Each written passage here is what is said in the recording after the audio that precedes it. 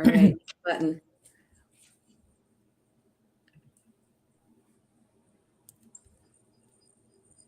We might be live. I think there's a LinkedIn issue and we're going to keep going. But hello, in case we are live, this is Dory Clark. And I am here with my friend and colleague, Daisy Lovelace. She is a professor, as I am, at Duke University's Fuqua School of Business. And we are here today to talk about future-proofing your career. And LinkedIn has just kicked in, so we are live. This is Dory Clark. I'm here with Daisy Lovelace. Daisy, so glad to have you here and delighted to be talking about how we can ensure that our careers are moving forward in the right way. It's a pleasure to be joining you here for this conversation, Dory. Thank you. Excellent. And part of the reason that we're doing this actually is that LinkedIn Learning, where we're also both instructors, has actually made a number of courses free for the month of September that people can access. And Daisy, your course is called Communication Within Teams. We're going to be talking about that. And my course is called How to Make Strategic Thinking a Habit. Folks can, Google that. They can check it out and get those courses for free. There's actually a short link for mine. You can go to doryclark.com/habit and you can access the course. But Daisy, I had some questions that I wanted to ask you, and I also wanted to say hello to some of the great friends who are tuning in from around the world. So please feel free to type into the chat box and let us know who you are and where you are dialing in from. We'd love to hear from you. So Daisy, I am curious. The first thing that I wanted to know about, one of the things that you talk about in your course, Communication Within Teams, is about managing conflict within teams. Now, I know for a lot of folks, this has been, kind of different. That when we are dealing with people in person, as compared to working virtually, it can be a little awkward, right? We're not necessarily sure how to do it. What are the strategies that you have when there is some kind of conflict so that people are better able to navigate that, even if we're in a virtual or a hybrid situation? Yeah, so the conflict is inevitable. We should expect that when we are working together, especially in high pressure situations or with people from different backgrounds, that we're not always going to agree or see things in the same ways. So conflict in and of itself is not necessarily the problem, but when we let it fester, that's when it becomes problematic. And so it's important that we address conflict. It's easy to sweep things under the rug when you don't see people as often, particularly when we're hybrid or spread out. And so those are the times when we really shouldn't let things fester. If you're really upset, that's perhaps not the right time to start a conversation, but it is important not to let things fester or go on for too long. And so one of the things that's really helpful for people to think about is, what are the issues at play? What's the conflict about? And have a conversation about whatever the issue is and make it about the issue rather than the person, right? You can disagree, but you don't have to be disagreeable in that process. I love that. That's great. Thank you very much. We're here with Daisy Lovelace. I'm Dory Clark, and Daisy and I both teach at the Duke University Fuqua School of Business, and we're also instructors for LinkedIn Learning. And so we're talking about how to future-proof our careers and how to communicate effectively within teams. I also wanted to say hi to some of the great friends tuning in from around the world and joining us. Thank you so much. Nehad is here from Arizona. Zeke is joining from San Benito, Texas. Amelia is here. We have Prashant in India. Pramod also in India. Good job, India. Tarek from India. Lucy is here from Chicago. Jaime is here from New Jersey. We have a LinkedIn friend from the Netherlands. Austin is in Boston. That's a good rhyme. Subrata is from India. Wow, the subcontinent is just crushing it today, people. This is amazing. Marco's in Serbia. Bucky is in Colombia, and Lynn is in Washington State. And Rita Marie, our friend, is here from Ireland. We love having every single one of you. Thanks for being here. You can type your questions for me or for Daisy Lovelace into the chat box. We're talking about future-proofing your career. And just as a reminder, you can access her course. It's called Communication Within Teams. Mine is How to Make Strategic Thinking a Habit. They're free for the month of September, thanks to the largesse of LinkedIn Learning. Now, Daisy, another question that I was curious about, one of the things you talk about in your course is what you call the say-do gap. This sounds potentially quite pernicious. What is this, and how do we avoid this? So there's a gap between the things that we say and the things that we do, right? Just like there's a gap between how we see ourselves and how others see us. And what you want to do is, as much as possible, reduce your say do gap. If you are being honest right now, I mean, for all of our friends who are joining us wherever you are in the world, there are lots of things that you might have said within the last couple of days that you might not have had a chance to follow up on. Maybe there's that colleague you said, hey, let's go grab a coffee, or I'm going to send you this article, and you haven't actually gotten around to doing that. You want to make sure that you're reducing the amount of commitments, big or small, that you make, because when we start to not follow up on small things, we then leave the impression we're not going to follow up on anything or the bigger things as well. And so what we want to do is reduce that gap between the things we say. With the best of our intentions, we make commitments. And even though those intentions are good, it's dangerous when we don't follow up. And so you want to reduce the gap between the things that you say and the things that you actually do, so that it's much closer and that you're doing the things you say you're going to do. Because when you don't, that's a credibility killer. I have a question for you, Dory. Oh, all right. Oh, turnabout is fair play, Daisy Lovelace. Yeah, that sounds good. What's your question for me? Sure. So when we're thinking about your course, you talk in your course about strategic thinking, and I think everybody in this room would agree right now that strategic thinking is so important, but it's often ignored. So why do you think that is, and what can we do to avoid that? Yeah, well, thank you, Daisy. I appreciate that. So, one of the crazy statistics that I uncovered when I was in the course of researching and writing this book, my most recent one, it's called The Long Game, is there was a study a few years back by the Management Research Group that said that 97% of top leaders said that the most important thing they could be doing for their business, for the future of their organization, was long-term strategic thinking. So 97%, almost everybody thinks this is an incredibly important thing. And yet there was a separate study done around the same time, and 96% of leaders said they didn't have time for strategic thinking. So it's just this massive disjunct between, appropriately enough, but between what we say and what we do. And so we need, it all comes together, right? We need to close that gap. And the advantage for all of us here listening is that because so many people pay lip service to strategic thinking, but they don't do it, it means that actually, if you are one of the very few people that does, there is an enormous competitive advantage embedded for you. I mean, we can all imagine, right? If you're planning long term, you are 3 moves ahead of everybody else on the chessboard. This is a good place to be. And you can learn more about it by taking my course on LinkedIn Learning. You can get it for free this month. It's called How to Make Strategic Thinking a Habit. You can just go to doryclark.com/habit and you can access the course for free. And of course, Daisy's amazing course, just type into LinkedIn Learning or Google it. You can get it. It's communication within teams. So thank you for that question, Daisy. That is great. We're here. I'm Dory Clark. This is Daisy Lovelace. We are both LinkedIn Learning instructors, and we teach for the Duke University Fuqua School of Business. And we're talking today about how to future-proof your career. And we want to say hi to some of our amazing friends who are tuning in from around the world. We've got a LinkedIn friend from Brisbane. We've got Alicia in Pennsylvania, Adnan, our friend from Turkey, Krista's in Philadelphia, Anita's in Chicago.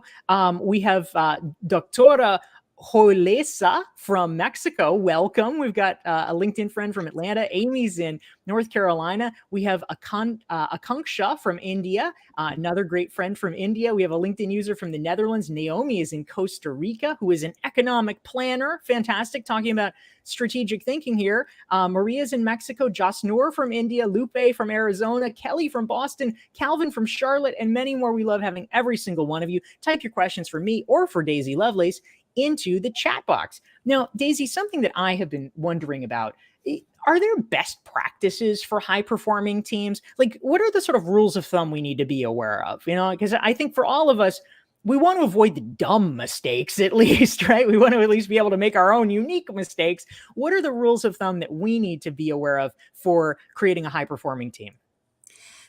So there's much of a deeper dive in the course that, as you mentioned, is available for free right now on LinkedIn Learning.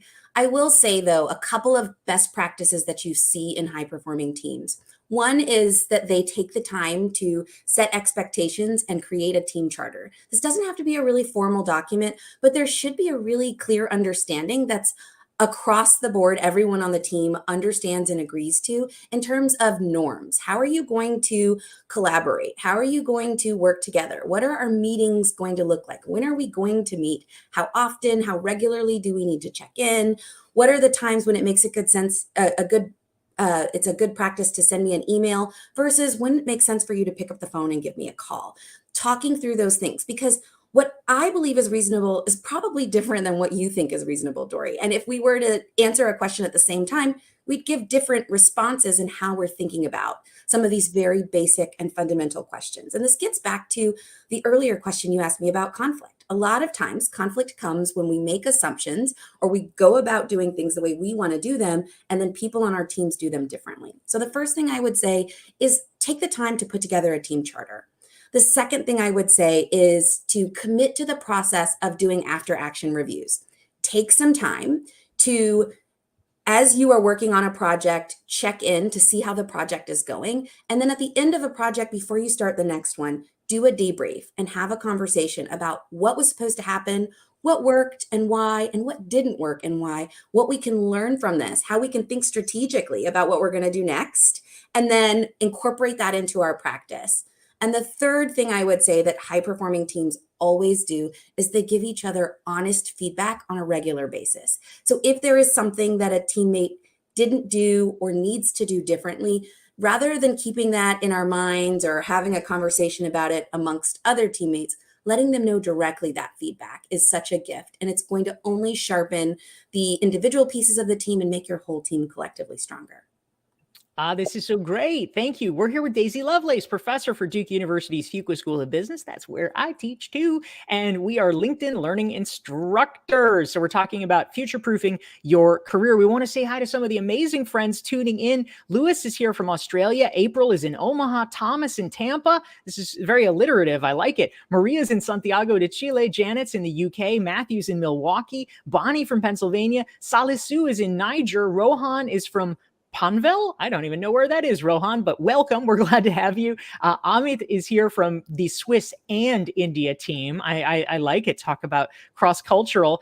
We have Adam here, Owais from Pakistan, Matula from Athens, and a LinkedIn user from Fishers, Indiana. Anant is from India, Geraldo from Brazil, and Nancy from Boston. We love having every single one of you here. And a great question came in, Daisy, which, speaking of Swiss, Amanda is curious. She wants to know, are Swiss Army knife type people more or less valuable now in terms of future-proofing careers? And I'm not sure, actually, around the world. This is an interesting philosophical question. Is it everywhere around the world that people use Swiss Army knives? Do you know what this is? If you don't, just to be culturally sensitive, this is a knife that does a lot of different things. This is not a single purpose knife. This is a knife that can do like 25 things. So if a person is like that, are they more valuable? What do you think, Daisy?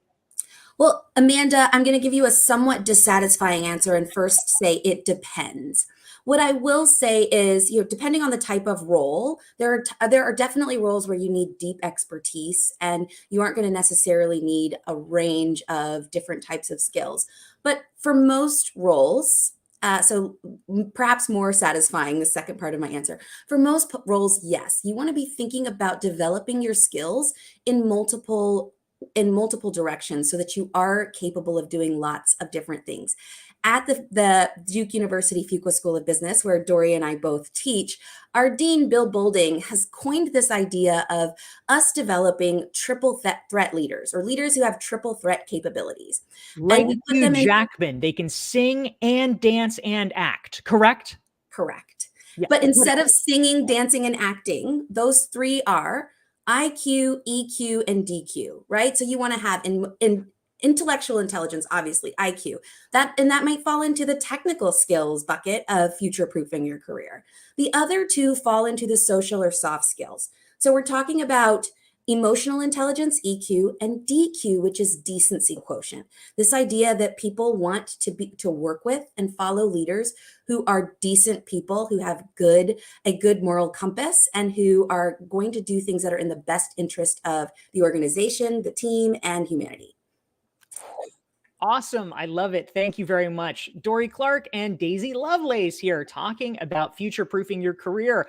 Elizabeth's joining us from Tampa, John from Rhode Island, Lavanya from India, Mervin in Israel, Jayanta from India, and a LinkedIn friend from Raleigh, and Laura from Sarasota. We love having every single one of you. Thank you so much. And just as a reminder, my course is How to Make Strategic Thinking a Habit. And one of the tips that I share in the course around strategic thinking, I actually love learning from friends and colleagues and get, sort of gather some of their best strategies. And so there's a couple I just want to share with you. One actually comes from a colleague of mine named Marissa Fair, and she, we all know about to-do lists, obviously, and of course, I keep a to-do list. Some people are like, no, don't do that, but it's right. They're handy. They're very handy. But Marissa has a suggestion where she says she likes to have a to-focus list. And I really like this idea because a to-do list can be very banal. It's like, get the milk or something like that. To focus is much broader, right? It's like, what is your strategic intent? What are the things that you're really trying to emphasize? Oh, I'm going to be focusing on managing my team better over the course of the next month, or I'm going to be focusing on getting my book done, whatever it is, but it's not necessarily a literal task. It's a kind of reminder about where we want to focus our discretionary energy. And I think that's very powerful. And a related strand, which I love, and I first heard about from a colleague named Angela Myers, is she likes to have a to be list. Not just to do, but who do we want to be? We need to keep going back to our North Star and reminding ourselves of those things so that we can make better decisions working backwards. If we know who we want to be as a person, it can enable us to figure out what the most important thing is in any given moment. Do you have thoughts about that, Daisy? It looks like you do. Well, so Dory, I want to ask you a follow-up question then. So this idea of revamping our to-do list into to focus, to be, really goes back to your point about making strategic thinking a habit. And so I'm wondering, what tips do you have for people about how to build this into their daily practice or make this an actual habit? Yeah, absolutely. So, I think a lot of people stay away from strategic thinking, or they don't do it because they erroneously assume that you have to spend some inordinate amount of time. They say, "Oh, I can't do strategic thinking because I'm too busy. I don't have time for a strategy retreat. I don't have time for a sabbatical, and that's what I'd need."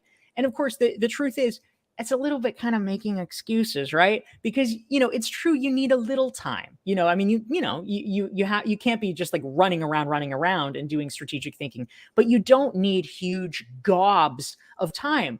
If you can implement something as simple as putting in a half an hour into your calendar every week. I mean, here's what I suggest. Friday afternoon, when things are kind of quiet, people are heading out of the office or, the virtual office. This is a fantastic time to plug in just a half an hour to look at your next week's schedule. Because, for a lot of us, the difference between sanity and insanity is just feeling like you are in control of what's coming. And it's not like there's this unexpected tidal wave. And so if you have a little time to look at what's happening over the course of the next week to say, you know what, have I prepared everything I need? If I'm giving a talk, have I done the PowerPoint? Have I written the memo? Also looking at it to see if there's structural problems, right? If you have 9 meetings on Wednesday and you're not going to have time for lunch and you're not going to have time to go to the bathroom, that's probably going to make Wednesday pretty miserable. Maybe you can take action now before it's rude so that you can actually move one of those meetings to another day to buy yourself some margin. That's a small form of making strategic thinking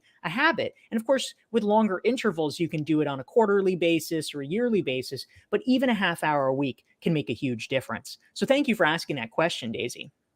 Yeah, that's great. And it goes back to your point about being 3 steps ahead and thinking about the strategy. But this is thinking strategy for the organization, but the way you're talking about this is also thinking about strategy for yourself, managing your own time, managing your own work plate, which is another great way to think about this.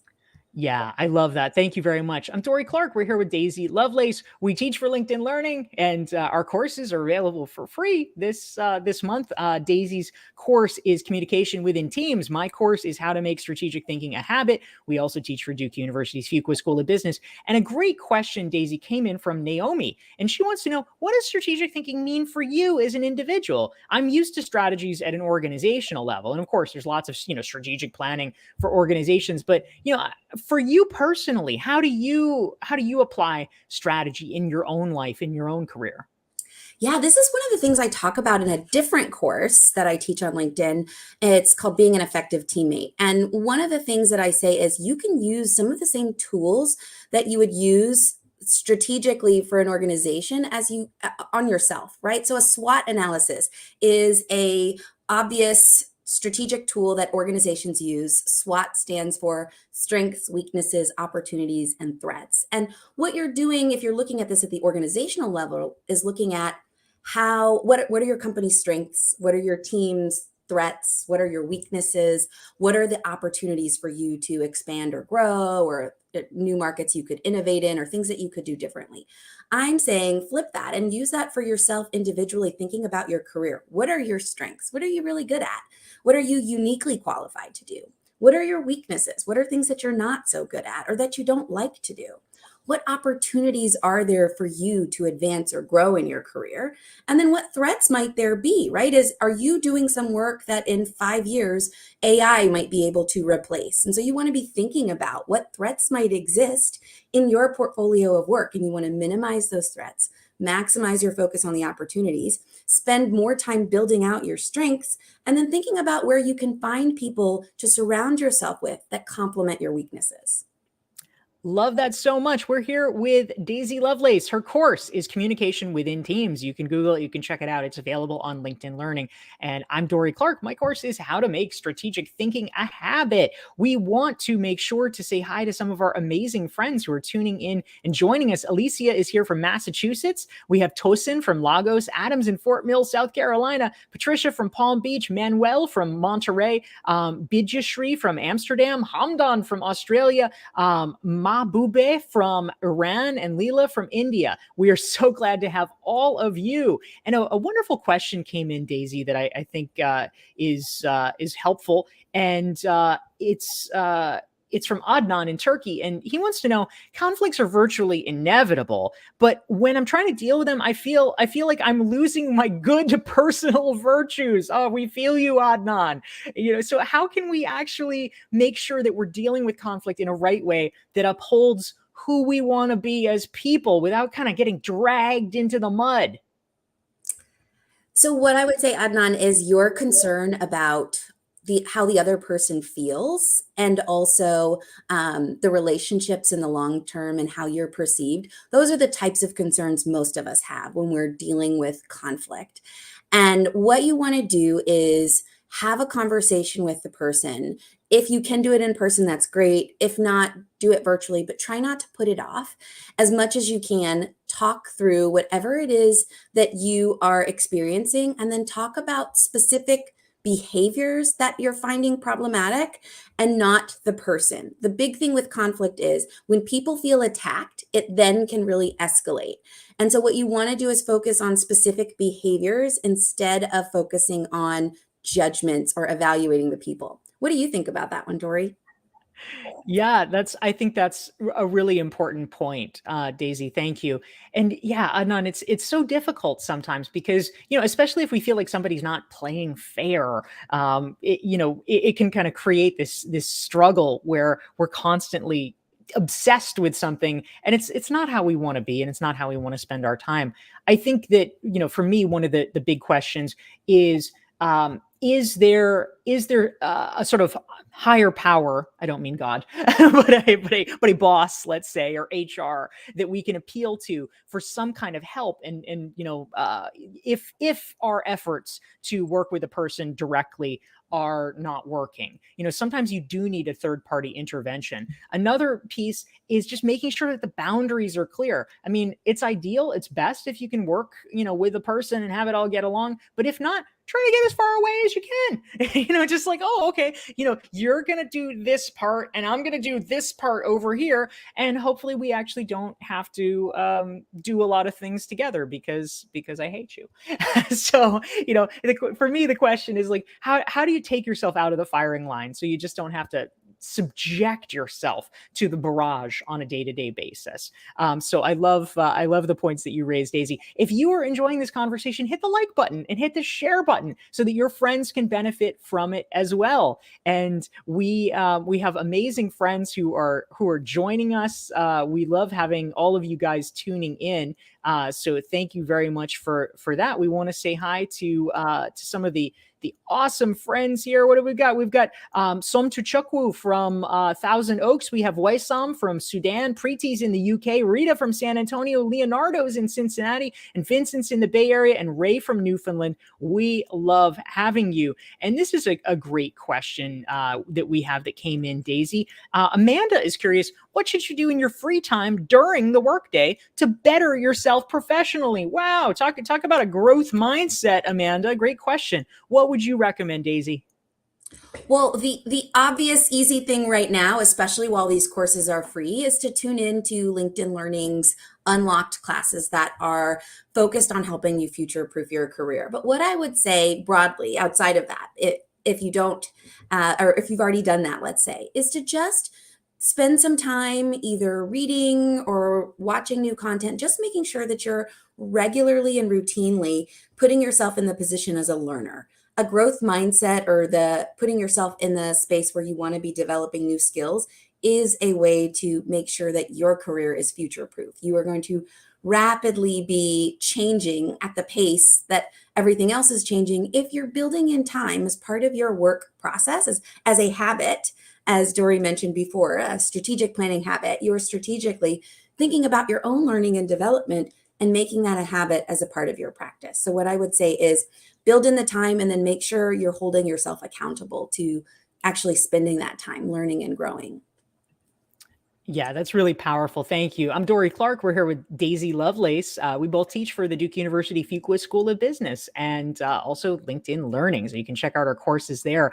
Daisy, a great question came in from Steve about not just return to office in the post-COVID sense, but return to office if you've been out of the workforce for a while. Let's say, there could be a lot of reasons. I mean, maybe somebody's been caring for a relative or a child. Maybe you've had health concerns, whatever. But Steve is curious what to do when someone's been out of the workforce for a while, for 10 plus years. Maybe, there's something like they're fitting into the neurodiversity community or not. But if you're kind of out of the mix for a while, it can be hard to return back and sort of, find your way into a corporate career. What are your thoughts for somebody that might have been out of the workforce for a while, but wants to break in again?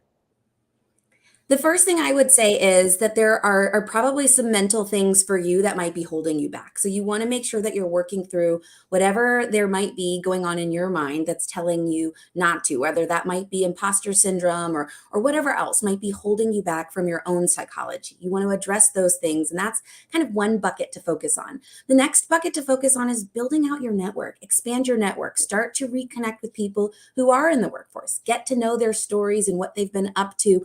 And then think about how your past experiences. So in this example you cited, you said 10 years out of the workforce. So what were you doing during those 10 years? And are there things that are transferable skills that you can talk about from that period of time when you weren't in, say, a traditional office, that you can then bring into stories that you share about your own learning and growth over that period of time? And then the last bucket of time where I would say to spend your time and energy is to upskill. So take advantage of resources like LinkedIn Learning, where you can build out your technical and soft skills so that you're ready to hit the ground running when you land the right role for you.